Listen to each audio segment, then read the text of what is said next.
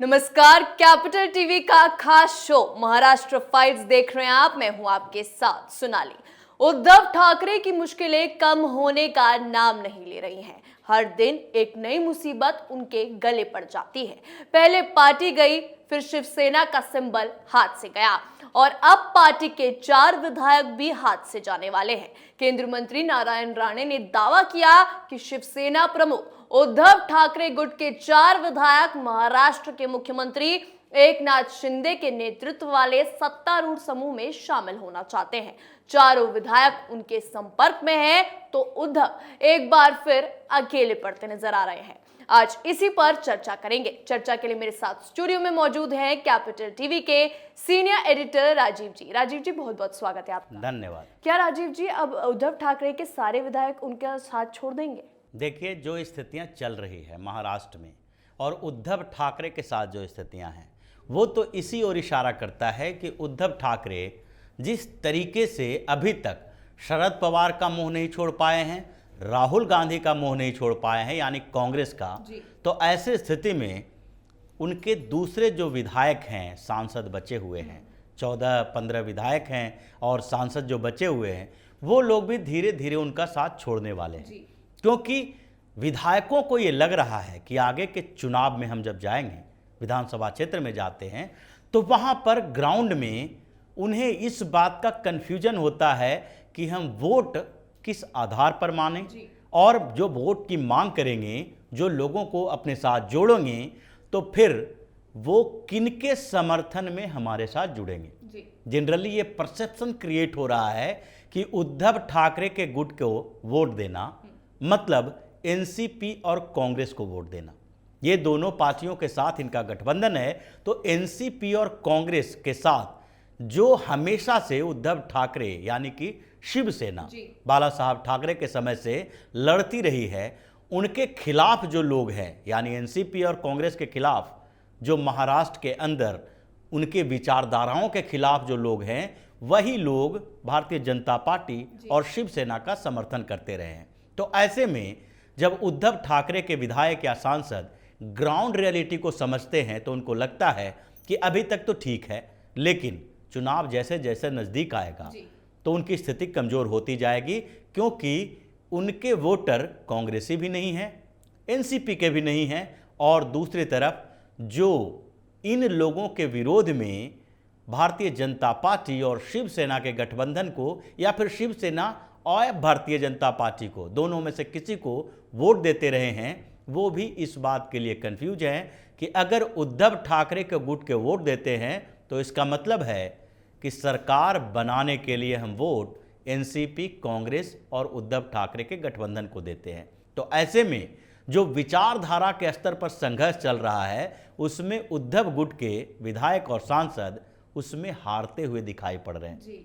उनको लग रहा है कि अगर हमारे जो सपोर्टर थे वो तो भारतीय जनता पार्टी और एकनाथ शिंदे के साथ चले गए हैं, जो विचारधारा के स्तर पर सपोर्ट करते थे, जिनको लगता था कि महाराष्ट्र में सरकार भारतीय जनता पार्टी और शिवसेना की बननी चाहिए और केंद्र में भाजपा के सरकार बननी चाहिए, एनडीए की सरकार बननी चाहिए। अब वो लोग इनके साथ नहीं आ रहे हैं, चाहे वो पहले कितना भी शिवसेना के सपोर्टर रहे हों।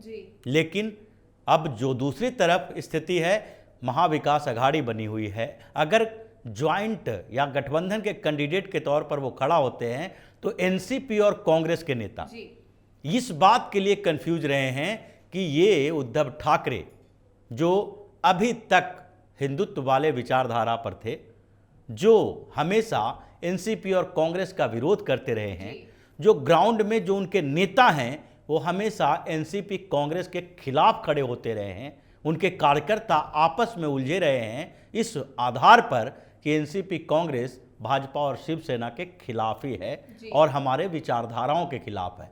वो लोग कैसे स्वीकार करेंगे कि ये जो गठबंधन का कैंडिडेट है, ये उद्धव ठाकरे का कैंडिडेट है, लेकिन इनकी विचारधारा उसी स्तर पर रही है।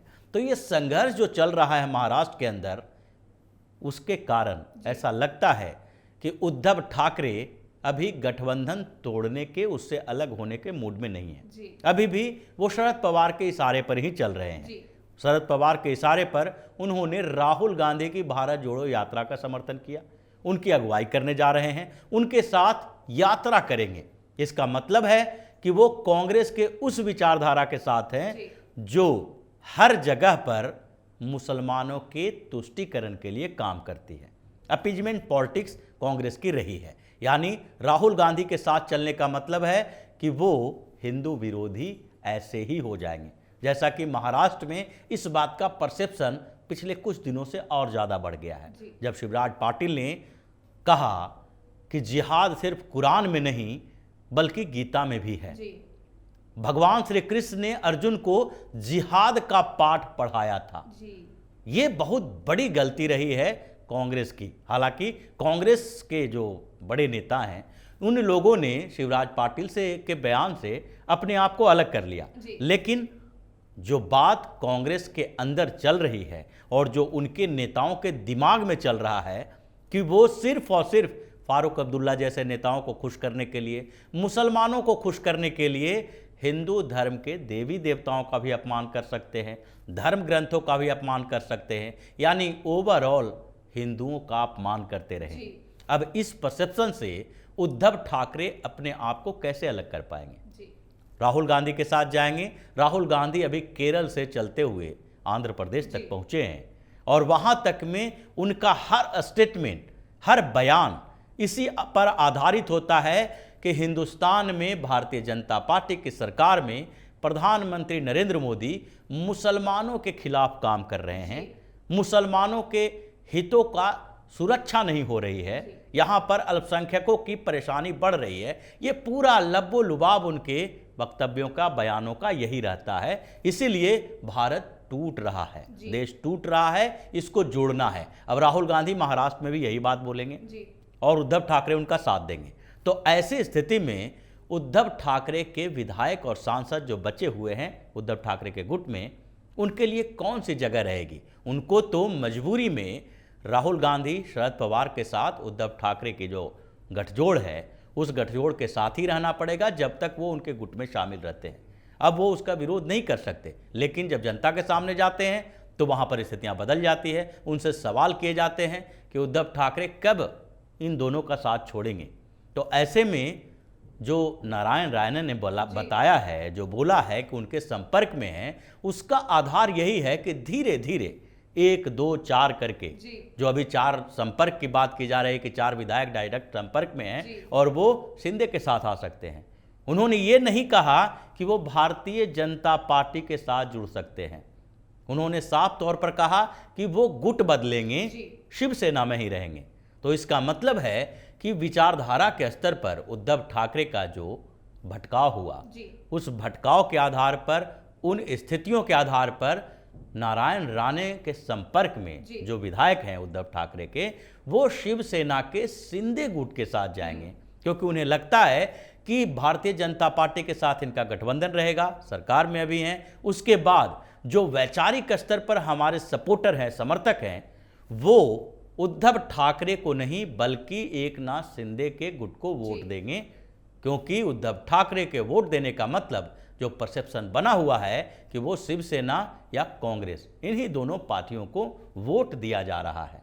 तो ऐसी स्थिति है और इसके कारण ऐसा लग रहा है कि नारायण राणे जो बताए हैं वो कोई ऐसा हवाई चीज़ें नहीं है, उसमें सच्चाई है और ये धीरे धीरे सच्चाई सामने आएगी, क्योंकि किसी को ये भरोसा नहीं था कि उद्धव ठाकरे की पार्टी टूटेगी तो इस तरीके से टूटेगी कि उनके 2/3 से ज़्यादा, मतलब 55 में से 40 विधायक उनके टूट के अलग हो जाएंगे, इनके पास सिर्फ 14 विधायक रह जाएंगे। तो ये स्थितियां बनी है और इसमें अविश्वास करने वाली बात नहीं है कि आगे भी उद्धव ठाकरे को ऐसे छोटे छोटे झटके लगेंगी और चुनाव आते आते उद्धव ठाकरे अपने बेटे आदित्य ठाकरे के साथ कहीं अकेले ही न रह जाएं। वो स्थितियां बन रही है। लेकिन राजीव जी, उद्धव ठाकरे अपने बच्चे कुचे विधायकों को भी संभाल क्यों नहीं पा रहे हैं?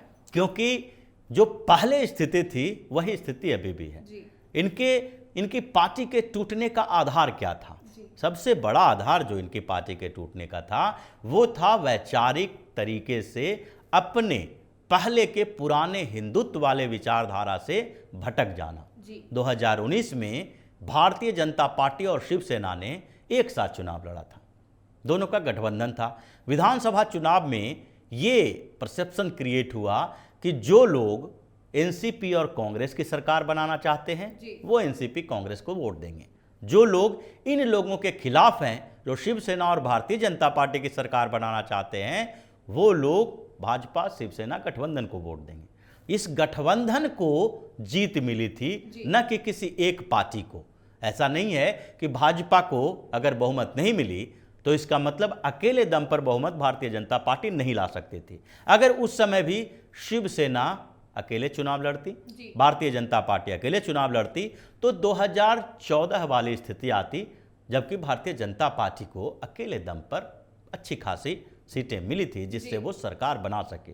2014 में भारतीय जनता पार्टी को शिवसेना का समर्थन नहीं मिला था सरकार बनाने के लिए, वहां अल्पमत की सरकार बनी थी, क्योंकि एनसीपी प्रमुख शरद पवार को लगा था कि सरकार तो भाजपा की ही बनेगी, तो ऐसे में शिवसेना और भारतीय जनता पार्टी के बीच एक फूट डालने के लिए पहले भारतीय जनता पार्टी की अकेले सरकार बनवा दो, और इसलिए उन्होंने बैकडोर से सपोर्ट भी किया था। और फिर भारतीय जनता पार्टी के साथ सरकार नहीं बनाने का पछतावा जब उद्धव ठाकरे को हुआ तो उसके बाद उन्होंने बाद में समर्थन दिया, इनके मंत्री भी बनाए गए। लेकिन 2019 में क्या हुआ, लोगों ने भाजपा शिवसेना गठबंधन को सरकार बनाने के लिए वोट दिया, और उसके बाद जब वोटिंग खत्म हो गई, परिणाम सामने आ गए, तो फिर लोगों को लगा अचानक से कि हमने तो 150 से ज्यादा सीटें दी इन दोनों पार्टियों को, और सरकार किसकी बन रही है, एनसीपी कांग्रेस और शिवसेना की।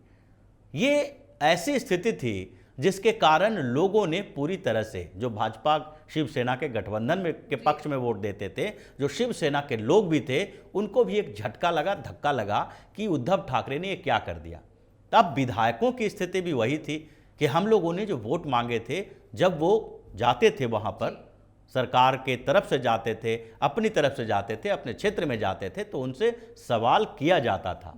और उसी समय से 2019 के बाद नहीं लगने लगा कि ये सरकार नहीं चलेगी ज़्यादा दिनों तक, ये सरकार ज़्यादा दिन चल भी नहीं सकती, क्योंकि शिवसेना अगर उससे अलग नहीं होती है गठबंधन से, तो शिवसेना बिखर जाएगी। उद्धव ठाकरे ने फैसला कर लिया था कि जब हमें सीएम बना दिया गया है तो हम 5 साल तक सीएम बने रहेंगे। इसीलिए विधायकों को ये निर्णय लेना पड़ा कि अब उद्धव ठाकरे संभलने वाले नहीं हैं, तो इसलिए हम लोग ही संभल जाएं, उनसे अलग हो जाएं। अब स्थिति वही है कि जो एक बड़ा विस्फोट हुआ वो विचारधारा के आधार पर हुआ। एकनाथ शिंदे ने बार बार ये आरोप लगाया कि उद्धव ठाकरे अभी भी अगर अघाड़ी से अलग हो जाएं तो वो बगावत नहीं करेंगे, एक साथ ही रह के भारतीय जनता पार्टी के साथ गठबंधन करके हम सरकार बना सकते हैं। लेकिन इन्होंने नहीं माना, और अब भी क्या स्थिति है, अब भी उसी गठबंधन में ये बैठे हुए हैं। जिस दिन वो गठबंधन छोड़ देंगे, हो सकता है कि उद्धव ठाकरे के जो बचे हुए विधायक सांसद हैं उनके साथ ही रहें, और ये भी हो सकता है कि कुछ और लोग जो उद्धव ठाकरे से अलग हुए हैं धीरे धीरे ठाकरे के संपर्क में आए, इनके साथ आए, और शिवसेना का जो पूरा बेस है उस बेस में भी उद्धव ठाकरे को थोड़े बहुत घुसपैठ करने का मौका मिल जाए, वो लोग भी ठाकरे परिवार के साथ आ सकते हैं। लेकिन उद्धव ठाकरे ऐसे अंधे हो गए हैं कि वो शरद पवार की उंगली पकड़ के आगे बढ़ रहे हैं, जो शिवसेना को बर्बाद करना चाहते थे और अभी भी बर्बाद कर रहे हैं। वो सोनिया गांधी की शरण में बैठे हैं, तो ऐसे स्थिति में धीरे धीरे उनके बचे खुचे विधायक भी बाहर ही जाएंगे। बहुत बहुत धन्यवाद राजीव जी बातचीत के लिए। धन्यवाद। तो एक बार फिर उद्धव ठाकरे को बड़ा झटका लगने वाला है। उद्धव ठाकरे गुट के विधायक और सांसद एक एक करके उनका साथ छोड़ रहे हैं। एकनाथ शिंदे अपने रास्ते उद्धव ठाकरे से अलग कर चुके हैं। उन्होंने कहा था कि उद्धव ठाकरे शिवसेना के संस्थापक बाल ठाकरे के हिंदुत्व के रास्ते से भटक रहे हैं, जिसके कारण उद्धव के साथ रहना मुश्किल है। लेकिन अब तो बचे हुए विधायक और सांसद भी ठाकरे का साथ छोड़ते जा रहे हैं, जिसके कारण ऐसा लगने लगा है कि कुछ समय में अब उद्धव के साथ केवल उनका बेटा आदित्य ठाकरे ही पार्टी चलाएंगे। आज के हमारे शो महाराष्ट्र 5 में इतना ही। कल एक बार फिर महाराष्ट्र से जुड़ी बड़ी खबर के साथ हाजिर होंगे। देखते रहिए कैपिटल टीवी। नमस्कार।